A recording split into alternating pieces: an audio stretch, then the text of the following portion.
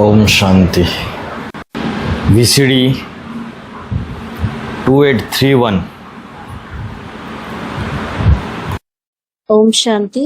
VCD 2831। प्रातः class 16 नवंबर 1967। காலை வகுப்பு 16 நவம்பர் 1967। बाबा ने गुप्त होने के बाद व्याख्या की थी 26 मार्च 2019।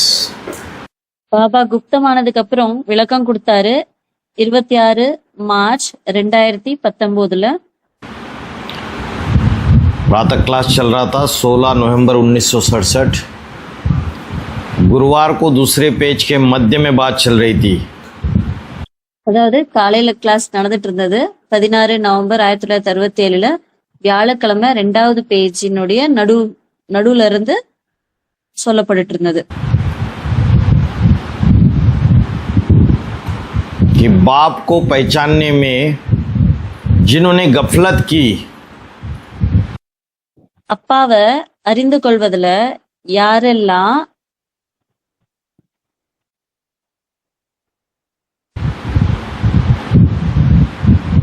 बाद में पछतावा करते, அப்பாவை அறிந்து கொள்வதுல யாரெல்லாம் கவனக்குறைவா அலட்சியமா இருக்காங்களோ அவங்க அப்புறமா போய் அவங்க என்ன ஆயிடுவாங்க, வருத்தப்படுவாங்க। क्या बोला? जिन्होंने बाप को पहचानने में गफलत की, बाद में पछतावा करते। என்ன சொன்னாங்க? யாரெல்லாம் அப்பாவை தெரிஞ்சுக்கிறதுல அப்பாவை புரிஞ்சுக்கிறதுல வந்துட்டு கவனக்குறைவா அலட்சியமா இருக்காங்களோ அவங்க அப்புறமா போய் அதுக்காக வருத்தப்படுவாங்க। अभी पछताने से तो किसका भी काम नहीं होगा। இப்ப வருத்தப்படுறதுல எந்த ஒரு யூஸும் இல்ல।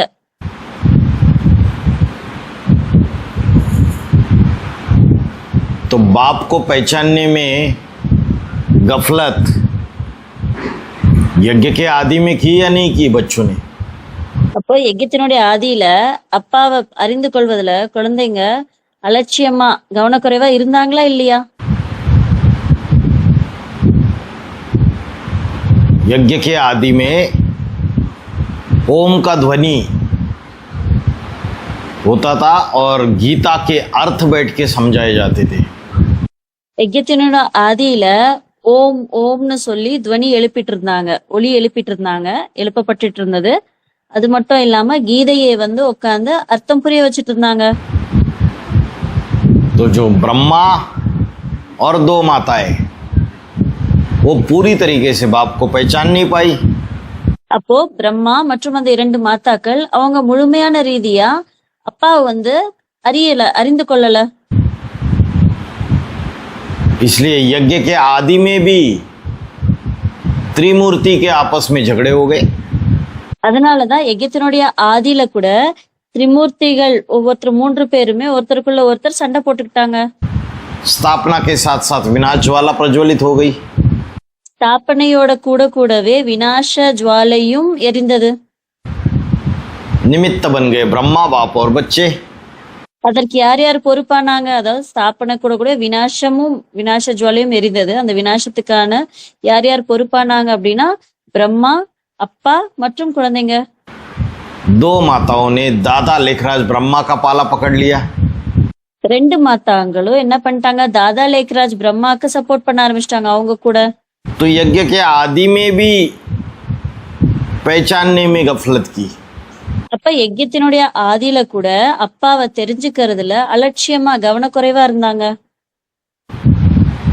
और फिर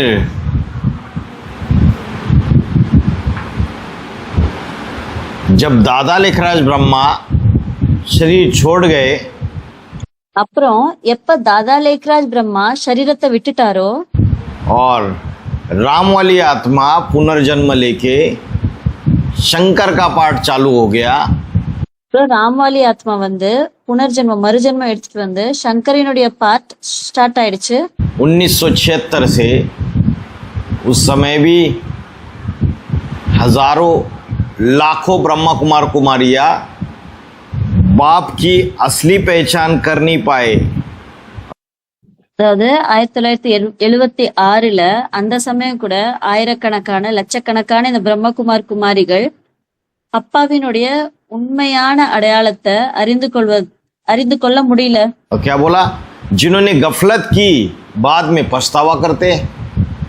இப்ப என்ன சொல்றாங்க, யாரு அலட்சியமா கவனக்குறைவா இருந்தாங்களோ அவங்க கடைசியில போய் என்ன பண்ணுவாங்க, வருத்தப்படுவாங்க.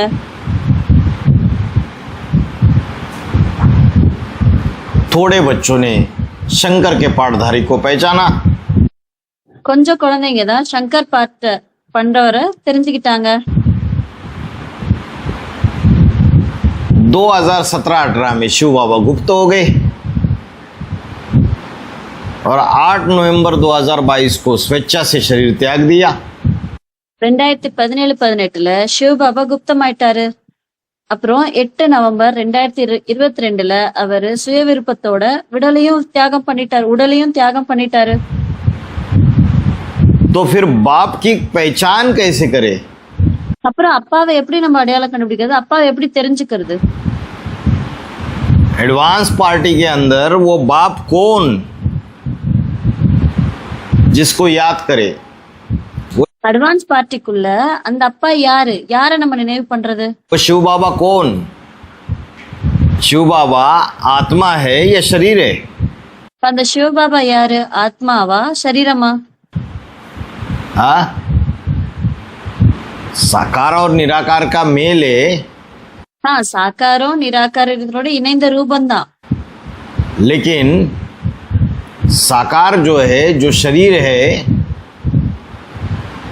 वो क्या कभी मरता ही नहीं?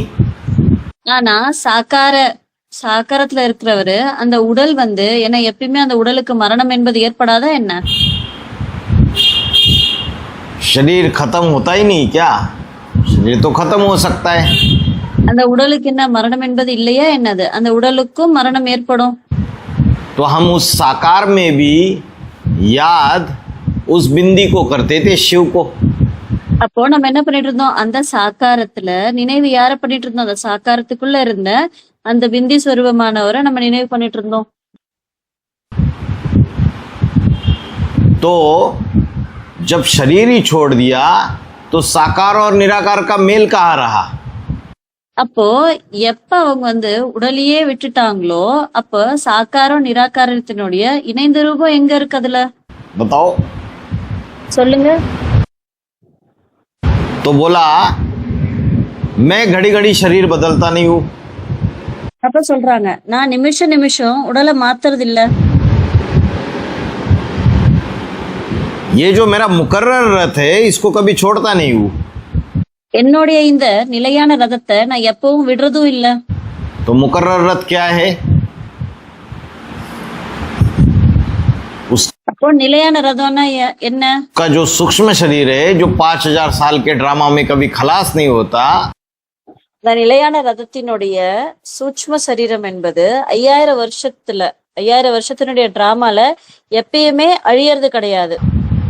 उसको कभी छोड़ता नहीं हूं। कौन नहीं அதான் நான் எப்பயும் விடுறது இல்ல. छोड़ता है? யார் விடுறது இல்ல? शिव नहीं छोड़ता है। சிவன் விடுறது இல்ல. लेकिन बाबा ने बोला 2018-19 में तो राम की आत्मा शिव समान बन गई। ஆனா பாபா சொல்லியிருக்காரு, என்ன சொன்னாரு? 2018-19ல ராமரினுடைய ஆத்மா சிவனுக்கு சமமா ஆகிட்டாரு. उसके लिए संवत 1-1-1 चालू हो गया। அவருக்காக வருடம் 1-1-1 ஸ்டார்ட் ஆயிடுச்சு. बोला या नहीं बोला? சொல்லிருக்காங்களா இல்லையா? तो राम की आत्मा जब शिव समान बन गई तो वो शिव ही बन गया।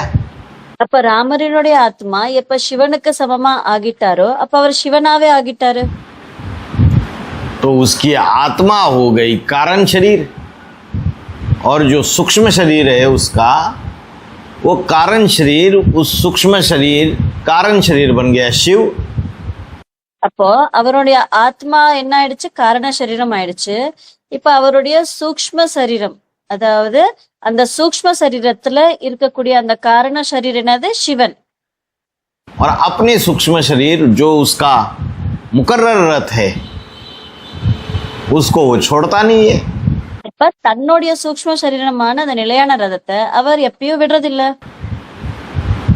तो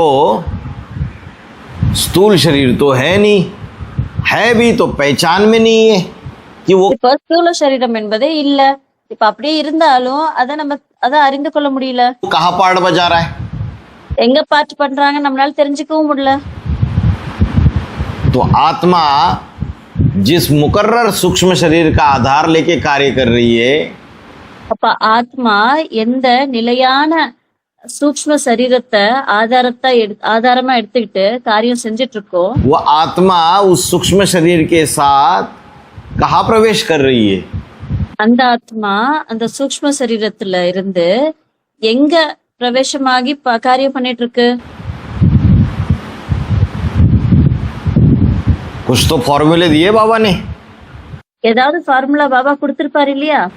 क्या फॉर्मूले दिए? என்ன ஃபார்முலா கொடுத்தாரு? बाबा ने बोला अष्टदेव शिव की अष्टमूर्ति है। क्यों बोला शिव பாபா சொல்லியிருக்காரு இந்த அஷ்டதேவர்கள். இந்த அஷ்டதேவர்கள் யாரு? சிவனினுடைய அஷ்டமூர்த்திகள். की अष्टमूर्तियां?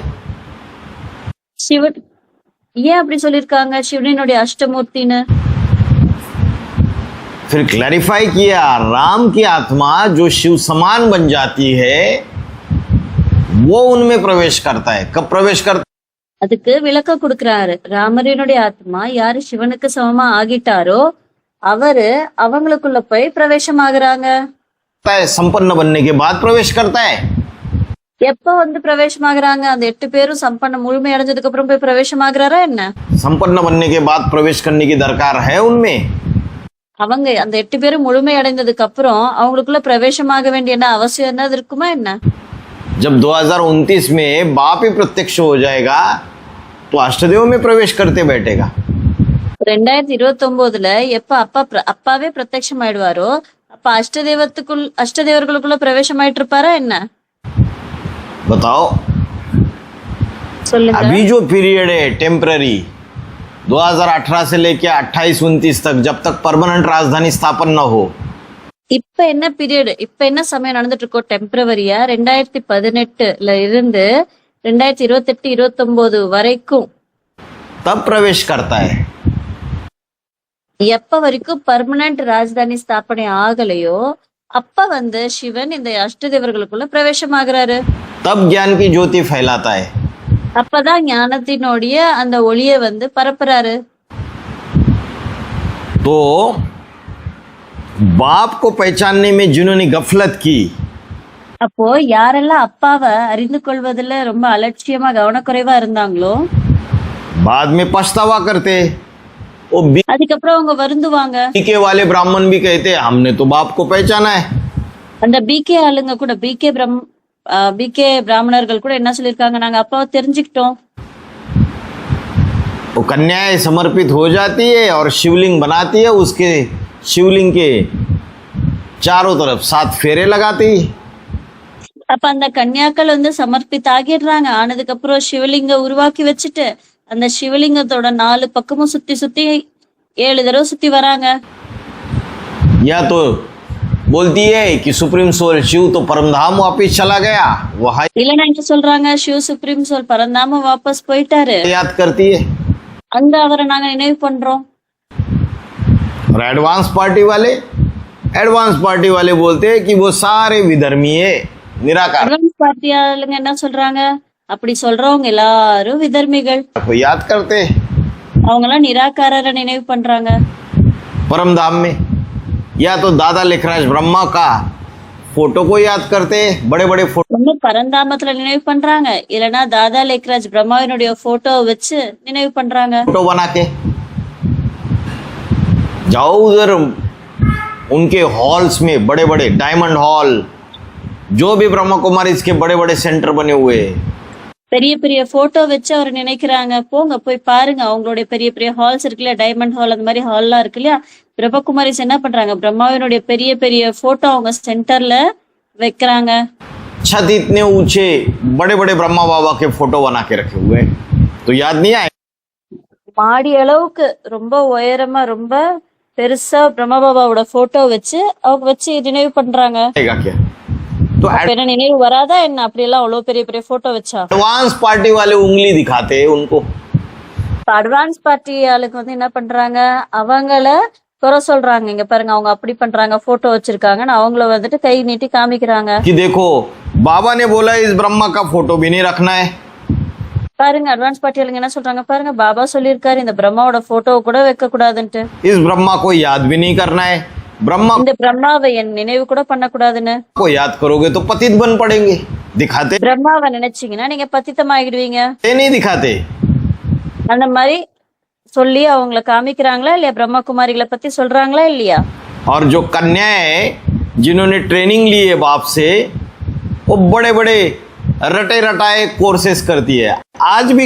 அப்புறம் கன்னியாக்கள் யாரெல்லாம் இருக்காங்களோ, யாரெல்லாம் இந்த ட்ரைனிங் பண்ணிருக்காங்க இல்லையா அப்பா கிட்ட இருந்து, அவங்க என்ன பண்றாங்க, பெரிய பெரிய ஆளுங்க என்ன பண்றாங்க, நல்லா மனப்பாடம் பண்ணிட்டு வந்து கோர்ஸ் பண்றாங்க. कर रही है रटा रटा இன்னைக்கும் பண்ணிட்டு தான் இருக்காங்க. कोर्स, நல்லா மனப்பாடம் பண்ணிட்டு வந்து கோர்ஸ் பண்றாங்க. उंगली दिखाएगी ब्रह्मा कुमारी इसको, अरे என்ன பண்ணுவாங்க, போய் பிரம்மகுமாரிகளை கை காமிக்குவாங்க, இவங்க எல்லாம் இப்படி பண்றாங்க, போட்டோ ஞாபகப்படுத்திக்கிறாங்க, நினைவு பண்றாங்கன்னு. 4 उंगलियां तुम्हारे तरफ आ रही है नहीं आ रही है? இப்போ ஒரு விரல் அந்த பக்கம் காமிச்சீங்கன்னா, அவங்கள குத்தி காமிச்சீங்கன்னா 4 விரல்கள் வந்து உங்க பக்கம் வருதா இல்லையா? एक उंगली वहां दिखाओगे तो तुम्हारे कोर्स भी चेंज होंगे। ஒரு விரல் அந்த பக்கம் அவங்கள காமிச்சீங்கன்னா உங்களுடைய கோர்ஸுமே சேஞ்ச் தான் ஆகும். मूर्ति का कोर्स भी चेंज होगा, त्रिमूर्तिनुடைய கோர்ஸும் சேஞ்ச் ஆகும். तुम्हारा लक्ष्मी नारायण का तुम्हारा सृष्टि चक्र भी चेंज होगा। உங்களுடைய லட்சுமி நாராயணன்ல உங்களுடைய சிருஷ்டி சக்கரமும் சேஞ்ச் ஆகும். 2018 से लेके 28-29 तक जो नया शूटिंग पीरियड चल रहा है, उस शूटिंग पीरियड के बारे में कोई कोर्स कराती है? 2018ல இருந்து 2028-29 வரை புதிய ஷூட்டிங் பீரியட் என்ன நடக்குதோ அந்த ஷூட்டிங் பீரியட பத்தி யாராவது சொல்றாங்களா என்ன? एडवांस की प्रजापिता ब्रह्मा कुमारिया कराती है, समझाती है? இத பத்தி அட்வான்ஸ்ல இருக்கக்கூடிய பிரஜாபிதா பிரம்மகுமாரிகள் ஏதாவது புரிய வைக்கிறாங்களா என்ன? नहीं समझाती है। புரிய வைக்கிறது இல்ல. तो दूसरों को उंगली दिखाना तो बहुत सहज है। மற்றவங்கள குத்தி காமிக்கிறது, அவங்கள குறை சொல்றது ரொம்ப எளிமையான ஒரு விஷயம், ஈஸியான விஷயம். अभी ब्राह्मणों की बीजरूप ब्राह्मणों की दुनिया में वही शूटिंग चल रहा है या नहीं चल रहा है? இப்ப பிராமண உலகத்துல, விதைரூப பிராமண உலகத்துல இதே ஷூட்டிங் நடக்குதா இல்லையா? जो दूसरों की तरफ उंगली दिखाई, बोला कि जड़ चित्रों को याद नहीं करना है, भूत पूजा नहीं करनी है। அவங்க என்ன பண்ணாங்க, விதைரூப பிராமண ஆத்மாக்கள் என்ன பண்ணாங்க, அடுத்தவங்கள குறை சொன்னாங்க, குற்றம் காமிச்சாங்க. என்ன சொன்னாங்க, அவங்க வந்து ஜட சித்திரங்களை நம்ம நினைவு பண்ணக்கூடாது, பூத பூஜைகள் எல்லாம் செய்யக்கூடாதுன்னு. बाप की तो पहचान है नहीं, तो बोला जिन्होंने बाप को पहचानने में गफलत की बाद में पछतावा करते। அப்பாவை அவங்க தெரிஞ்சுக்கவே இல்லை. அப்ப சொல்றாங்க, யாரெல்லாம் அப்பாவை தெரிஞ்சுக்கிறதுல அலட்சியமா கவனக்குறைவா இருந்தாங்களோ அவங்கலாம் கடைசியில அப்புறமா போய் வருத்தப்படுவாங்க. बाद में तो समय ही निकल जाएगा, फिर அதுக்கப்புறம் சமயமே கடந்து போயிடும். पछताए क्या होते, जब चिड़िया चुग गई खेत फिर तो विनाश ही चालू हो जाएगा। அதுக்கப்புறம் வருத்தப்பட்டு என்ன யூஸ், அதாவது சமயம் கடந்த பிறகு அதுக்கு வருத்தப்பட்டு என்ன நமக்கு வந்துட்டு பிரயோஜனம் இருக்கும், அப்புறம் விநாசமே ஸ்டார்ட் ஆயிடும். जो पद बनना चाहिए था वो नहीं बनेगा, என்ன பதவி அடைய வேண்டும் இருக்கோ அது ஆகவே ஆகாது. तो बाप की पहचान तुम बच्चों को की क्या बोला सबसे बड़ी परीक्षा है। இப்ப சொல்றாங்க, அப்பாவை தெரிந்து கொள்வது என்பது குழந்தைகளாகிய உங்களுக்கு வந்து எப்படிப்பட்ட ஒரு விஷயம், மிகப்பெரிய ஒரு பரீட்சை. और ये बात, ये मुरली का महावाक्य यज्ञ के आदि में भी लागू होता है, मध्य में भी लागू होता है और अंत में भी लागू होगा या नहीं होगा? இப்ப இந்த மகா வாக்கியம் என்ன மகா வாக்கியம், அதாவது அப்பாவை தெரிந்து கொள்ளக்கூடிய இந்த விஷயம் வந்து குழந்தைகள் உங்களுக்கு இதுதான் மிகப்பெரிய ஒரு பரீட்சையா அமையும் அப்படின்னு சொல்றாரு. அப்ப இந்த மகா வாக்கியம் வந்து யஜ்யத்தினுடைய ஆதியிலயும் இந்த மகா வாக்கியம் வந்து ஆதி காலத்துக்கும் இது செட் ஆச்சு, அதே மாதிரி மத்திய காலத்துக்கும் இது செட் ஆச்சு, இப்ப கடைசி காலத்துலயும் இந்த மகா வாக்கியம் வந்து செட் ஆகுது. டைமுக்கு பொறுத்த வரைக்கும் அது அமையுது, கரெக்டா செட் ஆகுது. होगा और अभी के समय में लागू செட் ஆகுதா இல்லையா? செட் ஆகுது. हो रहा है या नहीं हो रहा है? அதே மாதிரி இப்ப இருக்க சமயத்துக்கும் இது செட் ஆகிட்டு இருக்கா இல்லையா? हो रहा है। செட் तो ஆகி बोला जिन्होंने गफलत की बाप को पहचानने की बाद में पछतावा करते। அப்ப சொல்றாங்க யாரெல்லாம் அப்பாவை தெரிந்து கொள்வதுல வந்து ரொம்ப கவனக்குறைவா அலட்சியமா இருந்தாங்களோ அவங்க அப்புறமா போய் என்ன பண்ணுவாங்க, வருத்தப்படுவாங்க. अभी पछताने से तो किसका भी काम नहीं होगा। पछता அப்புறம் அப்புறம் வருந்தி என்ன ஒரு பிரயோஜனமே இருக்காது. வருத்தப்பட்டு மட்டும் என்ன நடக்க போகுது? क्या करोगे बाद में, काम बनने वाला है फिर तो அப்புறம் வருத்தப்பட்டு மட்டும் என்ன நடக்க போகுது? ஏதாவது வேலை நடக்குமா என்ன? विनाश चालू हो जाएगा और पद அதுக்கப்புறம் விநாசமே ஆரம்பமாயிடும். का भी विनाश हो जाएगा। அப்புறம் பதவியினுடைய விநாசமும் ஆயிடும். ये तो शुरुआत में ही अच्छी तरीके से समझ लेना चाहिए। இது ஆரம்பத்திலேயே நல்ல முறையில நம்ம புரிஞ்சுக்கணும். तो यही कहेंगे कि इनका ड्रामा में पार्ट ही ऐसा है। இப்போ நம்ம எப்படி புரிஞ்சுக்கணும்? இந்த மாதிரி புரிஞ்சுக்காதவங்க அப்பாவை தெரிஞ்சுக்கிறது இல்ல, அலட்சியமா கவனக்குறைவா இருக்காங்க இல்லையா, அவங்கள பத்தி நம்ம என்னன்னு புரிஞ்சுக்கணும்? இவங்களோட பார்ட்டே டிராமால அப்படிதான் உருவாகி இருக்கு. क्या पार्ट है इनका ड्रामा में, न இந்த டிராமால இவங்களுடைய பார்ட் எப்படி இருக்கு? समझने का। புரிந்து கொள்ளாத தன்மையா இருக்கு, புரிந்து கொள்ள மாட்டாங்க. அப்படிதான் இவங்களுடைய டிராமாவே அமைஞ்சிருக்கு. बाप की सही सही पहचान बुद्धि में नहीं बैठने का पार्ट है इनका। அப்பாவினுடைய உண்மையான அடையாளத்தை தெரிந்து கொள்ள முடியல. அவங்க புத்தியில அந்த விஷயம், அந்த பார்ட்டை பத்தி அவங்களால புரிஞ்சு கொள்ளவே முடியல. அப்படிதான் அவங்களோட பார்ட் இருக்கு. पार्ट जब खुलने का होता है, जब ड्रामा बढ़ने का होता है, उस समय ही बढ़ेगा। அதாவது எப்ப வந்து பார்ட்டை பத்தி தெரிய வரணும்னு இருக்கோ, எப்ப டிராமா வந்து மேல அதுக்கும் மேல வந்து தொடரணும்னு இருக்கோ, அப்பதான் எல்லாமே தொடரும். अभी देखो करोड़ों है ये भारतवासी, तो फिर भी कम से कम गाए जाते हैं 33 करोड़। இப்ப பாருங்க, பாரதவாசிகள் கோடிக்கணக்கா இருக்காங்க. ஆனா குறைந்தபட்சமா எத்தனை பேருக்கான மகிமை உண்டு? 33 கோடிக்கு தானே மகிமை உண்டு.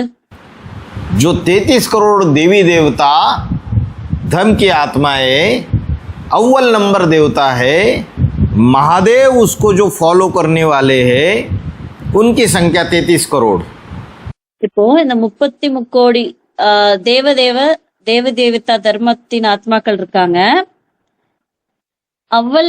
முதல் நம்பர் தேவதா யாரு? மகாதேவன். அந்த மகாதேவனை ஃபாலோ பண்ணக்கூடியவங்க எத்தனை பேரு? அவங்களோட எண்ணிக்கை எவ்வளோ? 33 கோடி. कलयुग के अंत में जाकर पूरी होती है,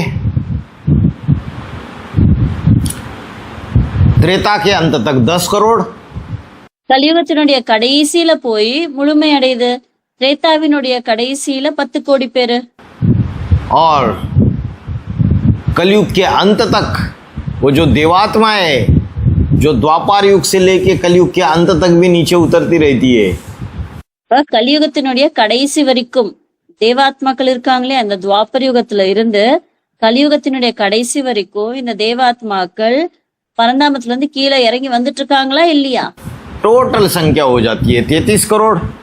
அப்ப கலியுகத்தினுடைய கடைசியில வந்துதான் அவங்களுடைய முழுமையான எண்ணிக்கை எவ்வளவு ஆயிடுது? 33 கோடி ஆயிடுது. 10 करोड़ वो त्रेता के अंत तक के, और ये 23 करोड़। 10 கோடி பேரு திரேதாயுகத்தினுடைய கடைசி வரைக்கும், அதுக்கப்புறம் மிச்சம் 23 கோடி. जैसे और धर्म पिताओं के फॉलोअर्स कलयुग के अंत तक बढ़ते ही रहते हैं, எப்படி மற்ற தர்ம பிதாவினுடைய ஃபாலோவர்ஸ் கலியுகத்தினுடைய கடைசி வரைக்கும் அவங்களுடைய ஃபாலோவர்ஸ் அதிகரிச்சுட்டே போறாங்க. जब तक दुनिया का टोटल महाविनाश ना हो, எப்ப வரைக்கும் அவங்க அதிகரிச்சுட்டே போறாங்க? எப்ப வரைக்கும் அந்த உலகத்தினுடைய டோட்டலா மகாவினாசம் ஏற்படலையோ அப்ப வரைக்கும். वैसे ही बाप ने जो सत्य सनातन धर्म, आदि सनातन देवी देवता धर्म स्थापन किया है, उसके फॉलोअर्स अंत तक उतरेंगे या नहीं उतरेंगे नीचे? அதே போலதான் அப்பா யார் வந்து சத்திய சனாதன தர்மத்தினுடைய ஆதி சனாதன தேவி தேவதா தர்மத்தை ஸ்தாபனை பண்றாரோ அவரினுடைய ஃபாலோவர்ஸ் கடைசி வரைக்கும் மேல இருந்து கீழே இறங்கி வருவாங்களா வரமாட்டாங்களா? उतरेंगे। भारत की जनसंख्या कितनी है अभी? கண்டிப்பா இறங்கி வருவாங்க. அப்போ பாரதத்தினுடைய ஜனத்தொகை இப்ப எவ்வளவு இருக்கு? है भारत की பாரதத்தினுடைய ஜனத்தொகை எத்தனை பேருன்னு கேக்குறாரு. 140 करोड़ तक पहुंच गई। तो 140 करोड़ में सारे ही आदि सनातन देवी देवता धर्म के हैं। அதாவது 140 கோடி வரைக்கும் போய் அடைஞ்சாச்சு. இப்ப ஜனத்தொகை எவ்வளவு இருக்கு? 140 கோடி இருக்கு பாரதத்துல. அந்த 140 கோடி முழுமையா இருக்கக்கூடிய அந்த 140 பேருமே 140 கோடி மக்களுமே ஆதி சனாதன தேவி தேவதா தர்மத்தை சார்ந்தவங்களா? ये सिर्फ 33 करोड़ होंगे। இல்ல வெறும் 33 கோடி மட்டும் தேவி தேவதா ஆத்மாக்களா இருப்பாங்களா? सिर्फ 33 करोड़ होंगे। வெறும் 33 கோடி ஆத்மாக்கள் தான் இருப்பாங்க. और जो मुस्लिम है उनकी जनसंख्या कितनी है भारत में? अंदाज இப்போ முஸ்லிம்ஸ் இருக்காங்க இல்லையா, அவங்களுடைய ஜனத்தொகை எவ்வளவு இந்த பாரதத்துல? से ஒரு தோராயமா சொல்லுங்க. 30 करोड़ तक है। 30 கோடி இருப்பாங்க. तो 30 करोड़ माइनस कर दो 140 करोड़ में कितने அந்த 140 கோடியில இந்த 30 கோடி முஸ்லிம்ஸோட இத கணக்க வந்துட்டு எண்ணிக்கைய வந்து குறைச்சிடுங்க, மைனஸ் பண்ணிடுங்க. रह गए? 110 करोड़ रह गए। और எத்தனை பேர் மிச்சம் இருக்காங்க? 110 கோடி மக்கள் மிச்சம் இருக்காங்க. इस 110 करोड़ में और भी आत्माएं नीचे उतर रही है। अभी खत्म तो हुआ இப்போ இந்த 110 கோடி ஆத்மாக்கள்ல இன்னும் ஆத்மாக்கள் மேல இருந்து கீழே இறங்கிட்டு தான் இருக்காங்க. नहीं। இன்னும் மேல இருந்து கீழே இறங்கக்கூடிய ஆத்மாக்களினுடைய முடிவு ஏற்படல. तो 30 करोड़ समझो आदि सनातन देवी देवता धर्म को मानने वाले। இப்போ 30 கோடி பேருன்னு வச்சுக்கோங்க ஆதி சனாதன தேவி தேவதா தர்மத்தை ஏத்துக்கிறவங்க. तो कितने रह गए? 110 करोड़ में से 30 करोड़ माइनस कर दो 80 करोड़। 80 இப்போ எத்தனை பேர் வந்து மிச்சம் இருக்காங்க? 110 கோடியில இருந்து இந்த 30 கோடி தேவி தேவதா தர்ம ஆத்மாக்களை நீங்க மைனஸ் பண்ணிட்டீங்கன்னா மிச்சம் எத்தனை பேர் இருப்பாங்க? 80 கோடி மக்கள். करोड़ विधर्मी आत्माएं जो आदि सनातन देवी देवता धर्म वाली नहीं है। இந்த 80 கோடி மக்கள் எல்லாம் விதர்மி ஆத்மாக்கள், ஆதி சனாதன தேவி தேவதா தர்மத்தை வந்து ஏத்துக்க கூடியவங்களா இல்ல, இருக்கிறது இல்ல. और उनका संकरंग लग रहा है हमको। அப்ப அந்த 80 கோடி மக்களினுடைய சங்கத்தின் சாயம் தான் நமக்கு ஏற்படுது. लग रहा है या नहीं लग रहा है? நமக்கு ஏற்படுதா இல்லையா? लग रहा है। प्रभावित हो ஏற்படுது, जाते हैं। பிரபாவிதமாகிடுறோம். அதாவது அவங்களுடைய இதுல நம்ம பிரபாவிதமாயிடுறோம். पुरुषार्थ ढीला हो जाता है। उनका 80 करोड़ का भी संकरंग लग रहा है। और इस बीज रूपी ब्राह्मणों की दुनिया है उसमें जो विधर्मी आत्माएं அந்த 80 கோடி மக்களினுடைய அவங்களுடைய வைப்ரேஷன்ல வந்து நம்ம ஈர்க்கப்பட்டுறோம். அதனால நம்மளுடைய புருஷார்த்தம் வந்து ரொம்ப லூஸ் ஆயிருது. பெனாயிருது, அந்த 80 கோடி மக்களினுடைய சங்கத்தின் சாயலும் நமக்கு ஏற்படுது. அதே போலதான் இந்த விதைரூப பிராமண உலகத்திலையும் बैठी हुई है या बड़ी बड़ी जो माया बेटी जैसी बैठी हुई है। அதாவது இந்த விதைரூப பிராமண உலகத்திலையும் என்ன நடக்குது? விதர்மி ஆத்மாக்கள் உட்கார்ந்துருக்காங்க இல்லையா, இல்ல பெரிய பெரிய மாயா குழந்தை மாதிரி உட்கார்ந்துருக்காங்க இல்லையா, பெரிய பெரிய ஆளுங்க. उनकी एक्टिविटी का भी संकर रंग लग रहा है या नहीं लग रहा है? அவங்களுடைய செயல்பாடுகளினுடைய சங்கத்தின் சாயமும் நமக்கு ஏற்படுதா இல்லையா? उनकी एक्टिविटी का भी संकर रंग लग रहा है। அவங்களுடைய ஆக்டிவிட்டிஸ், அவங்க செய்யக்கூடிய காரியங்களினுடைய சங்கத்தின் சாயமும் நமக்கு ஏற்படுது. जाने अनजाने प्रभावित हो जाते हैं उनसे। தெரிஞ்சோ தெரியாமலோ அவங்களுடைய செயல்பாடுகள்ல நம்ம ஈர்க்கப்பட்டுறோம். तो बोला अंत तक जब तक दुनिया का महाविनाश न हो, कलयुग के अंत तक जो भारतवासी है आदि सनातन देवी देवता धर्म वाले वो नीचे उतरते रहेंगे। அப்ப சொல்றாங்க கடைசி வரைக்கும், எப்ப வரைக்கும் இந்த உலகத்தினுடைய மகா விநாசம் ஏற்படலையோ, அதாவது கலியுகத்தினுடைய கடைசி வரைக்கும் இந்த பாரதவாசிகள், அதாவது ஆதி சனாதன தேவி தேவதா தர்மத்தை சேர்ந்த ஆத்மாக்கள் கீழே இறங்கி வந்துட்டு தான் இருப்பாங்க.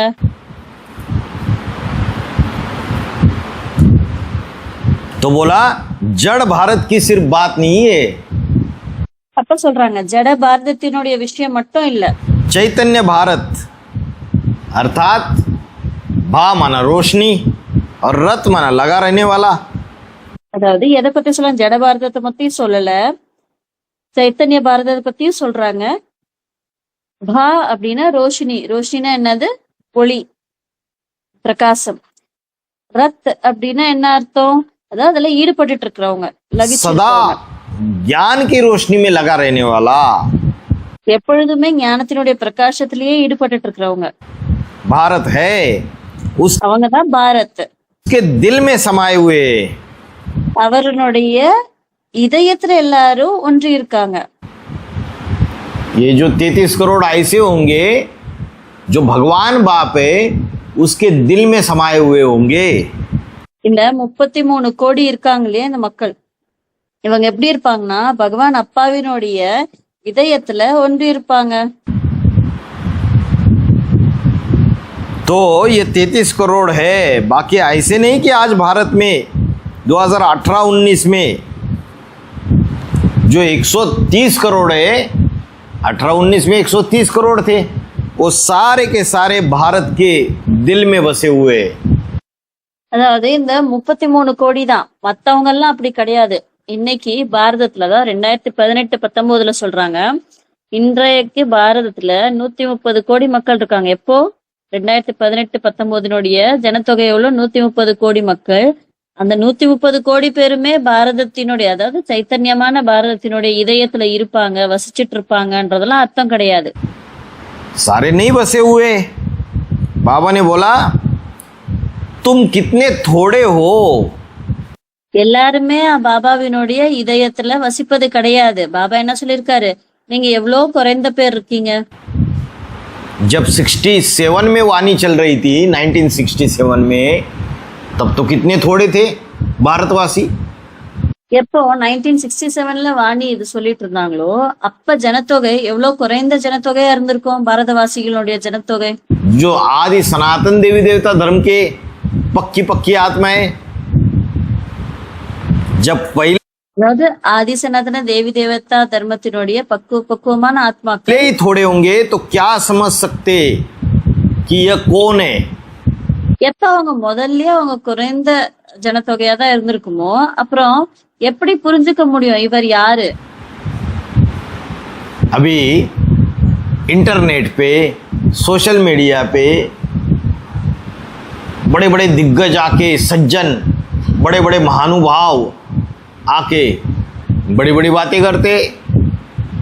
இப்போ இன்டர்நெட்ல சோசியல் மீடியால இந்த பெரிய பெரிய மனிதர்கள், பெரிய பெரிய ஆளுங்கன்னு சொல்லிக்கிறாங்க, ரொம்ப பெரிய மனுஷங்க நாங்க அப்படின்னு வந்து அவங்க பெரிய பெரிய விஷயத்தெல்லாம் சொல்றாங்க. ऐसी ऐसी बातें करते कि लोगों को लगता है ये जो भी बातें कर रहे हैं वो 100% सच्ची है। அவங்க அப்படிப்பட்ட விஷயம் எல்லாம் சொல்லுவாங்க. அதை கேட்கிற மக்கள் என்ன நினைச்சிருவாங்க? இவர் என்னெல்லாம் சொல்றாரோ அதெல்லாம் 100% உண்மை அப்படின்னு நினைச்சிருவாங்க. फिर दूसरा आता है, दूसरी बात करता है, तीसरा आता है, उसकी बात। இன்னொருத்தர் வந்து ஏதாவது பேசினாரு அப்படின்னா அவர் இன்னொரு விஷயத்த பேசுவாரு. மூன்றாவது ஒருத்தர் வராருன்னா அவரு அந்த ரெண்டாவது பேசுறவருடைய விஷயத்த கட் பண்ணிட்டு அவர் ஒரு விஷயத்த சொல்லுவாரு. को काटता है, तीसरी बात करता है। तो दुनिया कंफ्यूज हो रही है पूरी तरीके से। இப்போ மூன்றாவது ஒருத்தர் ஒருவர் என்ன பண்ணுவாரு? முதல்ல பேசினவங்களதெல்லாம் விஷயத்த கட் பண்ணிட்டு இல்ல இப்படி அப்படின்னு சொல்லிட்டு அவர் ஒரு விஷயத்த சொல்லுவாரு. இப்ப இந்த மாதிரி இருக்கும்போது உலகம் முழுசாவே கன்ஃபியூஸ் ஆயிட்டு இருக்கு. क्यों?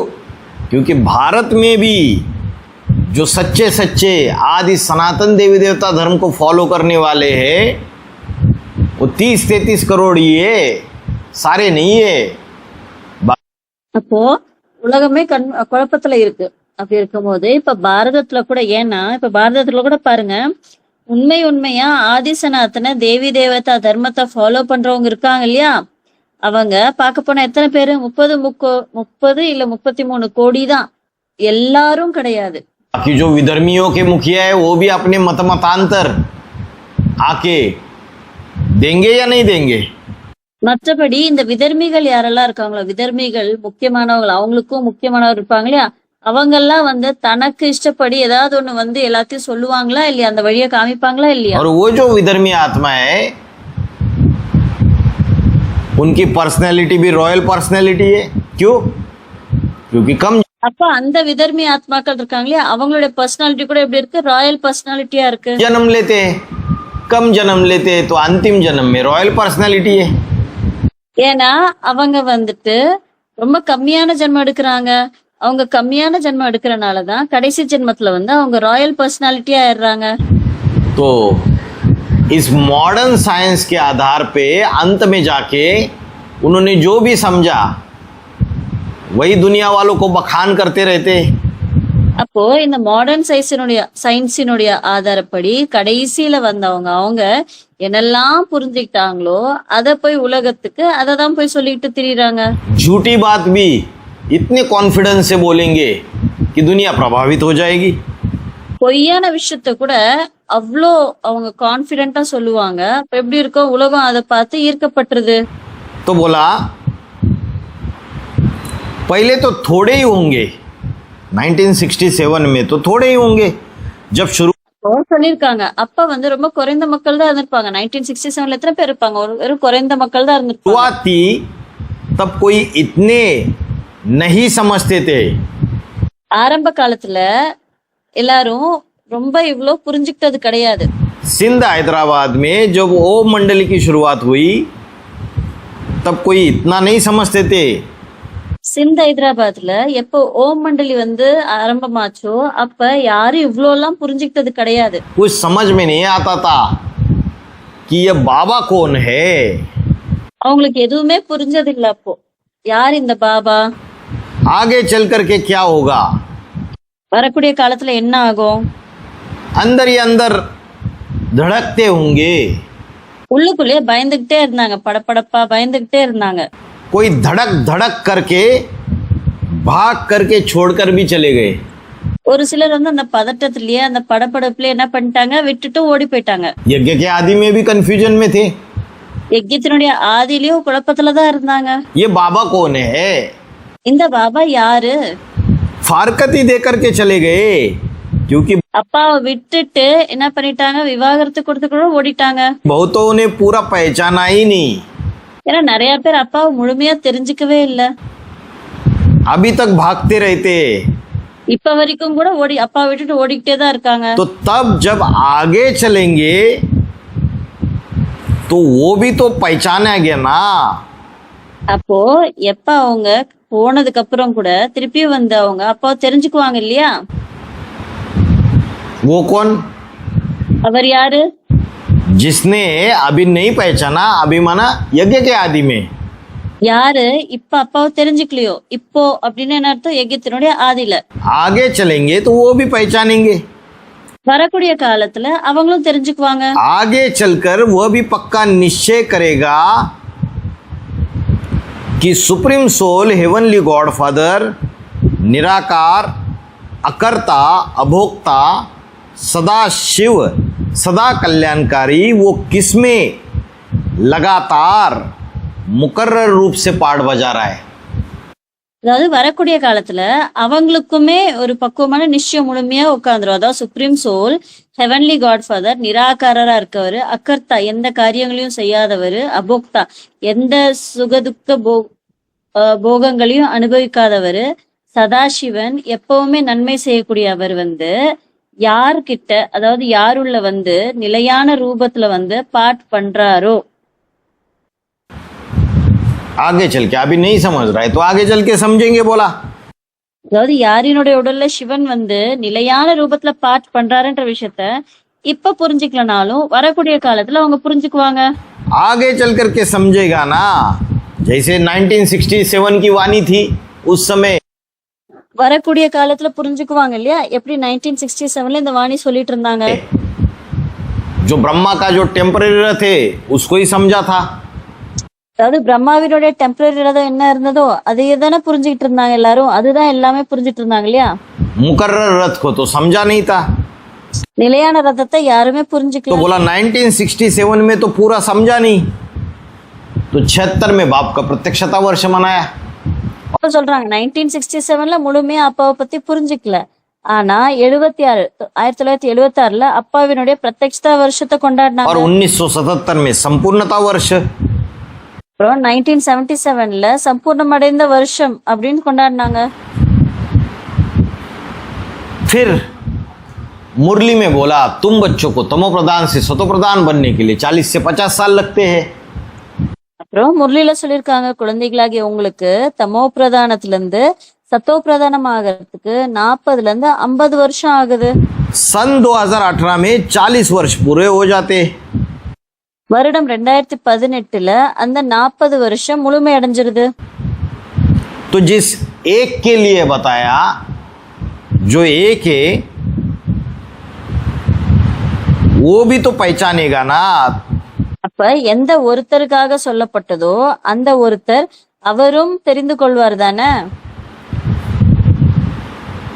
फिर हमने क्या किया, बड़ी भूल की, जो छोड़ छोड़ करके लगातार जा रहेंगे वो कहेंगे அப்புறம் நம்ம என்ன பண்ணோம், பெரிய தவறு பண்ணிட்டோம். யாரெல்லாம் விட்டுட்டு கண்டினியூஸ் போயிட்டே இருந்தாங்களோ कि बड़ी भूल की कि அவங்க என்ன சொல்லுவாங்க, நாங்க ரொம்ப பெரிய தப்பு பண்ணிட்டோம். हमने ऐसे बाबा को फरकती दी, நாங்க பாபாவை அப்படி விட்டு விலகி போயிட்டோம். 2018 के बाद बीज रूपी ब्राह्मणों की दुनिया से छोड़ छोड़ के जा रहे हैं ना. 2018க்கு அப்புறம் விதை ரூப பிராமண உலகத்துல இருந்து எல்லாரும் விட்டுட்டு ஓடிறாங்களா இல்லையா, போறாங்களா இல்லையா? क्योंकि बाप की जो पहचान है उसमें गफलत कर दी. ஏன்னா அப்பா தெரிந்து கொள்வதுல அவங்க அலட்சியமா கவனக்குறைவா இருந்துட்டாங்க. अरे बाबा ने तो ऐसी बातें की मुरली में, बताया कि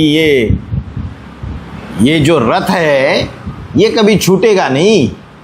அரே பாபா முரளியில் அப்படி சொல்லிட்டு இருந்தாரு. என்ன சொன்னாரு, இந்த ரதம் இருக்கு இல்லையா, இந்த ரதத்துக்கு எப்பயுமே மரணம் என்பது ஏற்படவே ஏற்படாதுன்னு.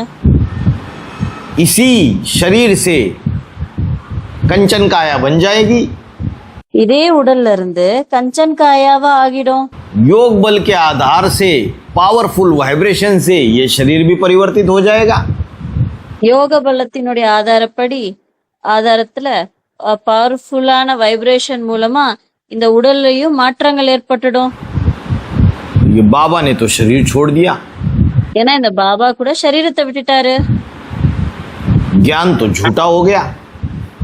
ஞானம் வந்து பொய்யா போயிடுச்சு. हम तो ऐसे ही मुगालते में आ गए, हमारी बुद्धि भ्रमित हो गई, भागो यहाँ से. तो நாங்க அப்படியே தவறா புரிஞ்சுக்கிட்டோம், நாங்க தான் ஏமாந்துட்டோம், எங்க புத்தி குழம்பிருச்சு. சரி, இங்க இருந்து இப்போ ஓடிடலாம், அவ்வளவுதான், போயிடலாம். छोड़ छाड़ करके लगातार जा रहे, वो कहेंगे कि बड़ी भूल की हमने. அப்போ விட்டுட்டு யாரெல்லாம் இப்போ கண்டினியூஸா தொடர்ந்து போயிட்டே இருக்காங்களோ அவங்க கடைசியில் என்னன்னு சொல்லுவாங்க, நாங்க பெரிய தவறு செஞ்சிட்டோம். ऐसे बाबा को फारकती दे दी कन्याएं भी. நாங்க அப்படி வந்து பாபாவை விட்டுட்டு போயிட்டோம், கன்யாக்கள் கூட போயிட்டாங்க. एडवांस पार्टी के अंदर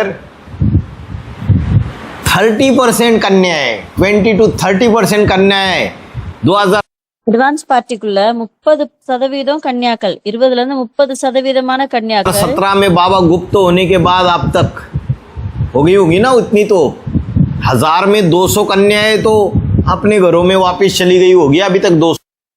2017 பாபா குப்தமானதுக்கு அப்புறம் இப்ப வரைக்கும் ஆயிருக்கும் இல்லையா, அட்லீஸ்ட் 1200 பேராவது நம்ம வச்சுக்கலாம்.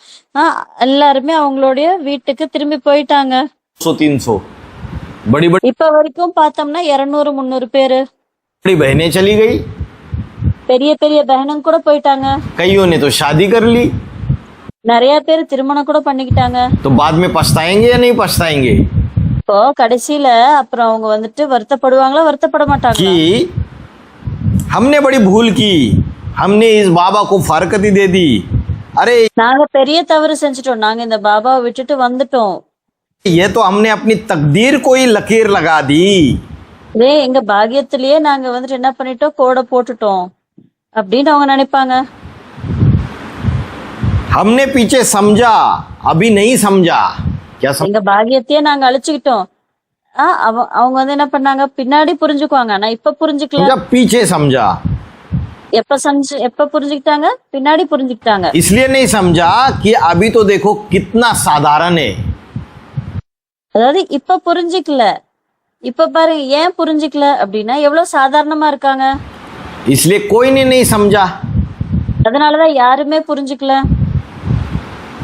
जब राम वाली आत्मा 1973 से 1973 से एडवांस ज्ञान सुनाने लगी, எப்ப ராம்வாலி ஆத்மா வந்து 1973 இருந்து அட்வான்ஸ் ஞானத்தை சொல்ல ஆரம்பிச்சாரோ, और जा जाके ये बताने लगी कि शिव परमधाम वापिस नहीं किया, बाप दादा का पाठ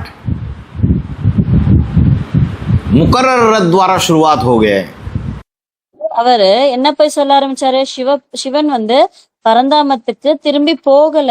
அவர் வந்துட்டு பாப்தாதாவனுடைய பாட்டு நிலையானவர் மூலமா இப்ப ஆரம்பம் ஆயிடுச்சு அப்படின்னு சொன்னாரு. इनडायरेक्टली बोला है ना, लेकिन इशारा क्या दिया कि मेरे द्वारा शुरुआत हो रहा है. இன்டைரக்டா தான் சொன்னாரு.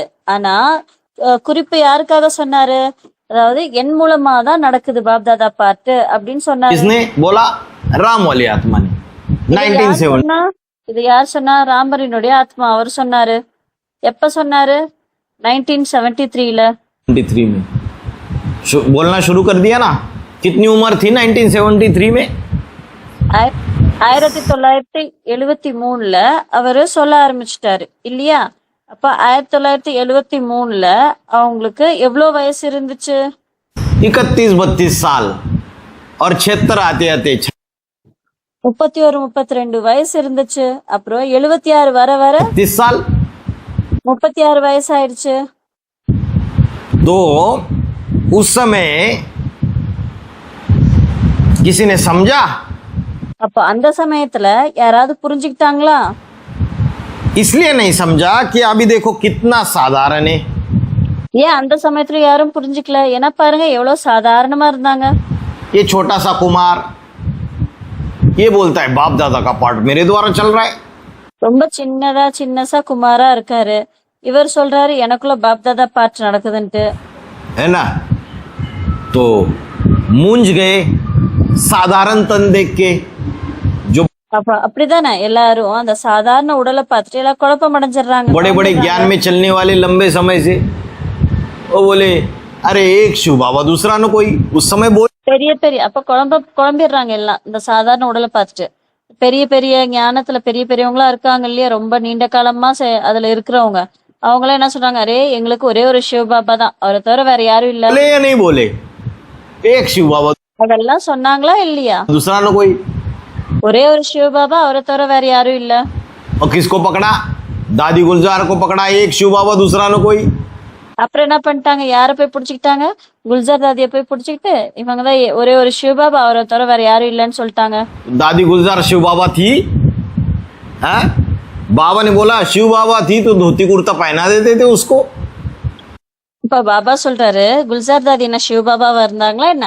அப்படி சிவ பாபாவா இருந்திருந்தாங்கன்னா அவங்களுக்கு போய் வேட்டி சட்டையை போட்டு விட வேண்டியது தானே. अरे बाबा कोई पुरुष को बोला जाता है या स्त्री को बोला जाता है? அரே பாபான்ட்டு ஆணை சொல்லுவோமா இல்ல பெண்ணை சொல்லுவோமா? पुरुष को बोला जाता है. ஆணை தான் சொல்லுவோம். तो बोला इसलिए नहीं समझा कि देखो कितना साधारण है. इसलिए कोई அப்ப சொல்றாரு ஏன் புரிஞ்சுக்கிறது இல்ல அப்படின்னா, ஏன்னா அவர் ரொம்ப சாதாரணமா இருக்காரு. नहीं समझा. उस समय नहीं समझा और 2018-19 के बाद அந்த சமயம் புரிஞ்சுக்கல. அதுக்கப்புறம் பாருங்க 2018-19 அப்புறம் 2022 के बाद 2022 அப்புறமும் जब 5वें नंबर के पूर्वज में प्रवेश करके वो नंबर 1 रुद्र जो शिव समान बन जाता है. 2022 அப்புறம் 5வது நம்பர் பூர்வஜ்ல பிரவேசமாகி நம்பர் 1 ருத்ரன், அதாவது சிவனுக்கு சமமா யார் ஆகிட்டாரோ, और ज्ञान की ज्योति ज्ञान का प्रकाश फैलाता रहता है. ஞானத்தினுடைய ஜோதி ஞானத்தினுடைய பிரகாசத்தை பரப்பிட்டு இருக்காரு இல்லையா? तो उसको समझा? அவரை புரிஞ்சுக்கிட்டாங்களா? समझ में आ रहा है? அவங்களுக்கு எல்லாம் புரியுதா அவங்கள பத்தி? नहीं समझ में आ रहा है इसलिए नहीं யாருக்கும் அதை பத்தி புரியறதே இல்ல. समझा कि देखो कितना साधारण है. யாருக்கும் ஏன் புரியல அப்படின்னா பாருங்க எவ்வளவு சாதாரணமா இருக்காங்க. हमारा तो एक शिव बाबा दूसरा न कोई. எங்களது வந்து ஒரே ஒரு சிவ பாபா, வேற யாரும் இல்ல. कौन सा एक शिव बाबा दूसरा न कोई? எந்த ஒரு சிவ பாபா மற்ற வேற யாரும் இல்லன்றீங்க? वही शिव बाबा दूसरा न कोई जिससे हमें जिसके शरीर से मोह लगा हुआ है. அதாவது யாரு சிவபாபா வேற யாரும் இல்லைன்னா எந்த உடல் மீது எங்களுக்கு மோகம் ஏற்பட்டிருக்கோ அது அவங்கதான் எங்களுடைய சிவபாபா, ஒரே ஒரு சிவபாபா, அவரை தவிர வேற யாரும் இல்ல. वो शंकर बाबा है ना, जिनके शरीर से हमें मोह लगा हुआ है. जो शरीर அந்த சங்கர் பாபா இருக்காரு இல்லையா, அவருடைய உடல் மீது எங்களுக்கு ரொம்ப மோகம் ஏற்பட்டிருக்கு. सड़ गया, गल गया, जला दिया, भस्म हो गया, அந்த உடல் வந்து அழுகிருச்சு, அந்த உடல் வந்து அப்படியே உருகிருச்சு, அந்த உடலை எரிச்சிட்டாங்க, பஸ்மம் ஆயிடுச்சு. उसके देह से हमें मोह लगा हुआ है ना, वही இந்த தேகத்தின் மீது, அந்த உடலின் மீது எங்களுக்கு மோகம் ஏற்பட்டிருக்கு இல்லையா, एक शिव बाबा, दूसरा न कोई. அந்த உடல்ல மட்டும்தான் எங்களுடைய ஒரே ஒரு சிவபாபா, அவரை தவிர வேற யாரும் இல்ல. तो बोला देखो कितना साधारण है, इसलिए कोई नहीं समझा. அப்ப சொல்றாங்க பாருங்க எவ்வளோ சாதாரணமா இருக்காங்க, அதனாலதான் யாரும் அதை புரிஞ்சுக்கல. तो दो है ना, एक तो जो सदा त्रिकालदर्शी है सुप्रीम सोल, அப்ப ரெண்டு பேர் இருக்காங்க இல்லையா, ஒருத்தர் வந்து எப்பவுமே மூன்று காலத்தையும் அறியக்கூடியவர் திரிகாலதர்ஷி சிவ சுப்ரீம் சோல், और दूसरा है जिसमें मुकर्रर रूप से प्रवेश करता है, இன்னொருத்தர் யாரு, யாருக்குள்ள நிலையான ரூபத்துல பிரவேசம் பண்றாரோ, जिसको कहते हैं अर्जुन रूपी रथ. तो दो हो गए ना. அவர் தான் என்னன்னு சொல்றோம், அர்ஜுன ரூபமான ரதம் அப்படின்னு சொல்றோம். அப்ப ரெண்டு பேர் ஆயிட்டாங்க இல்லையா. अभी अर्जुन रूपी रथ भी अर्जुन एक है या नंबरवार है. இப்ப அர்ஜுனனுடைய ரூபமான ரதம் அப்படின்னு சொல்றாங்க. இப்ப அர்ஜுனன்னு சொல்லும் போது ஒருத்தரா இல்ல நம்பர் வாரியாக நிறைய பேர் இருக்காங்களா? नंबरवार है जो நம்பர் வாரியா இருக்காங்க. भाग्य का अर्जन करने वाले हैं. அதாவது உண்மையான பாக்கியத்தை அர்ஜிக்க கூடியவர்களா இருக்கவங்க நம்பர் வாரியா இருக்காங்க. ஒரே ஒரு அர்ஜுன் இல்ல, நம்பர் வாரியா இருக்காங்க. हमने समझा अर्जुन तो एक ही है. நாங்க புரிஞ்சுக்கிட்டோம் அர்ஜுன் ஒரே ஒருத்தர் தான். तो बोला वो कृष्ण वृष्ण की तो कोई बात ही नहीं ना. कृष्ण की அப்ப சொல்றாங்க இந்த கிருஷ்ண விஷ்ணுனுடைய விஷயம்லாம் எதுவுமே இல்ல. बात और ना वृष्ण की बात. கிருஷ்ணனுடைய விஷயமும் இல்ல, விஷ்ணுனுடைய விஷயமும் இல்ல. वृष्ण क्यों नाम लगा दिया? இப்போ விஷ்ண அப்படின்னு ஏன் பேர் சொல்லிட்டாங்க? क्योंकि भक्ति मार्ग में शास्त्र में बताया कि कृष्ण वृष्णवंशी था. ஏன்னா பக்தி மார்க்கத்துல சாஸ்திரத்துல என்ன சொல்லியிருக்காங்கன்னா, கிருஷ்ணர் வந்து விஷ்ண வம்சிய சேர்ந்தவரா இருந்தாரு. वृष्णवंशी माना यादव वंशी. விஷ்ண வம்சி அப்படின்னா யாதவ வம்சத்தை சேர்ந்தவரு. ये तो गुप्त रथ है, भले साधारण है फिर भी गुप्त है. இவர் வந்து குப்தமான ரதம், சாதாரணமா இருந்தாலும் குப்தமான ரதம். और बाबा बैठकर इसमें पढ़ाते. அப்புறம் பாபா இவருக்குள்ள உட்காந்து படிக்க வைக்கிறாரு. पढ़ाने वाली वो रथधारी आदम अर्जुन की आत्मा नहीं है. படிக்க வைக்கக்கூடியவங்க வந்து அந்த உடலை சேர்ந்த ஆதம் இல்ல அர்ஜுனனுடைய ஆத்மா கிடையாது. जिसमें प्रवेश किया वो पढ़ाने वाला नहीं है. யாரு உள்ள பிரவேசமானாங்களோ அவர் படிக்க வைக்கிறவரு கிடையாது. जिसमें प्रवेश किया वो नहीं पढ़ाता है. யாருக்குள்ள பிரவேசமானாரோ அவர் வந்து படிக்க வைக்கிறது கிடையாது. जिसने प्रवेश किया वो पढ़ाने वाला है, उसको हम बाबा कहते हैं. யாரு வந்து பிரவேசமானாரோ அவர் தான் படிக்க வைக்கிறவரு, அவரை தான் நாங்க பாபான்னு சொல்றோம். बाबा क्यों कहते हैं? वो तो निराकार आत्माओं का निराकार बाप है. பாபான்னு ஏன் சொல்றோம்? அவர் நிராகார ஆத்மாக்களினுடைய நிராகார அப்பா. तो बाप कहो ना. वो निराकार बाप तो सिर्फ आत्माओं का बाप है, दूसरा कोई संबंध அப்போ அப்பான்னு சொல்லுங்க. நிராகார பாப் வந்து வெறும் ஆத்மாக்களினுடைய அப்பா தான். नहीं बनता. जब साकार शरीर में प्रवेश करता है तो बच्चों के साथ सर्व संबंध निभाता है. அந்த நிராகார அப்பா நிராகாரா இருக்கும்போது அவருக்கு அப்பாவை தவிர வேற எந்த சம்பந்தமும் ஏற்படுறது இல்ல. ஆனா எப்ப அவர் சாக்கார உடல்ல வந்து பிரவேசமாகிறாரோ அப்ப குழந்தைகள் கூட சர்வ சம்பந்தத்தும் அவருக்கு வந்து ஏற்படுது. तो बाबा भी है, और जो संबंध है उनसे सुख का वर्षा मिले ना मिले. அப்ப அவரை பாபான்னு சொல்றோம்.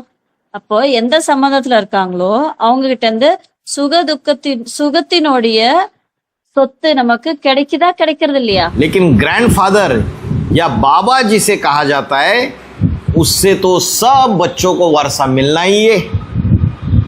அதாவது அப்பா கிட்ட இருந்து நமக்கு சுகத்தினுடைய சொத்து கிடைக்குதோ இல்லையோ, ஆனா கிராண்ட் ஃபாதர் அதாவது பாபா கிட்ட இருந்து நமக்கு கண்டிப்பா குழந்தைகளாக நமக்கு சொத்து கிடைச்சுதான் ஆகும். तो वो बाबा बैठ करके पढ़ाते, बच्चे आत्माओं को कहते रहते, अरे अपन को आत्मा समझो.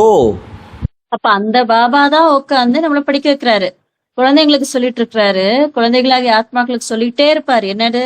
அரே உங்களை நீங்க ஆத்மான்னு புரிஞ்சுக்கோங்க. वो आत्माओं का बाप बैठ करके अर्जुन के मुकर्रर रथ में भ्रुकुटी के मध्य में उत्तमांग में बैठ करके पढ़ाते. இந்த ஆத்மாக்களுடைய அப்பா அர்ஜுனனுடைய நிலையான ரதத்துல புருவத்துக்கு மத்தியில உத்தம அங்கத்துல உட்கார்ந்து படிக்க வைக்கிறாரு. तो तुम अपन को आत्मा समझ के बाप को याद करेंगे तो तुम्हारे सभी विकर्म विनाश हो जाएंगे. இப்ப நீங்க உங்களை ஆத்மான்னு புரிஞ்சுக்கிட்டு அப்பாவை நினைவு பண்ணீங்கன்னா உங்களுடைய அனைத்து விக்கர்மங்களும் விநாசமாகிடும். अपन को आत्मा समझकर बाप को याद करेंगे तो विकर्म विनाश हो जाएंगे. தன்னை ஆத்மான்னு புரிஞ்சுக்கிட்டு அப்பாவை நினைவு பண்ணீங்கன்னா விக்கர்ம விநாசமாயிடுமா? 1942 तक आत्मा का ज्ञान था क्या यज्ञ के आदि में? 1942 வரைக்கும் ஆத்மாவினுடைய ஞானம் இந்த யஜ்யத்தினுடைய ஆதியில இருந்ததா இல்லையா? नहीं था कि आत्मा ज्योति बिंदु स्वरूप है और शिव जो அதாவது ஆத்மா ஜோதிர்பிந்து ஸ்வரூபம், சிவன் ஜோதிர்பிந்து ஸ்வரூபம் அப்படின்ற ஞானம் எல்லாம் அப்ப இல்ல. ज्योति बिंदु स्वरूप है और शिव सेवक राम में प्रवेश करके कार्य कर रहा है, इसका இப்ப சிவன் இந்த சேவகிராமன்ல பிரவேசமாகி காரியம் பண்றாரு. ज्ञान ही नहीं था. இதனுடைய ஞானம் எல்லாம் அப்ப இல்லவே இல்லை. என்னது? ஆத்மா ஜோதிர்பிந்து, சிவன் ஜோதிர்பிந்து, அந்த சிவன் சேவகிராம்ல பிரவேசமாகி பாட் பண்ணிட்டு இருக்காரு, காரியம் பண்றாரு. இந்த மாதிரி விஷயத்த பத்தி ஞானம் வந்து யஜ்யத்தினுடைய ஆதியில 1942ல இல்ல யாருக்குமே. तो 1942 तक विकर्म विनाश हुए क्या कहेंगे? அப்போ நம்ம சொல்ல முடியுமா 1942 வரைக்கும் விக்கர்மங்கள் விநாசம் அடைந்தது அப்படின்னு நம்மளால சொல்ல முடியுமா என்ன? नहीं हुए. इधर விக்கர்மங்கள் விநாசம் ஆகல. बोला कि तुम अपन को आत्मा समझ के और बाप को याद करेंगे तो तुम्हारे सभी विकर्म विनाश होंगे. किसको वह याद करेंगे? அப்புறம் என்ன சொல்றாங்க? நீங்க உங்களை ஆத்மான்னு புரிஞ்சுக்கிட்டு அப்பாவை நினைவு பண்ணீங்கன்னா உங்களுடைய அனைத்து விகர்மங்களும் விநாசமாயிடும்னு சொல்றாங்க. யார நினைக்கணும்? बाप को. அப்பாவை. बाबा को याद नहीं, बाप को. मतलब वो बिंदी பாபாவை நினைக்க கூடாது, அப்பாவை. जिस साकार तन में है उस बाप को याद करना है. அதாவது அதனுடைய அர்த்தம் என்னது? எந்த பிந்தி எந்த சாக்கார உடல்ல வந்து இருக்காரோ அந்த அப்பாவை நம்ம நினைக்கணும். है ना? तो 1942 तक भी नहीं हुआ. फिर அப்ப 1942 வரைக்குமே நம்மளுடைய விக்கர்மங்கள் எல்லாம் விநாசம் அடையல. माताओं के द्वारा कार्य चला 1947 तक.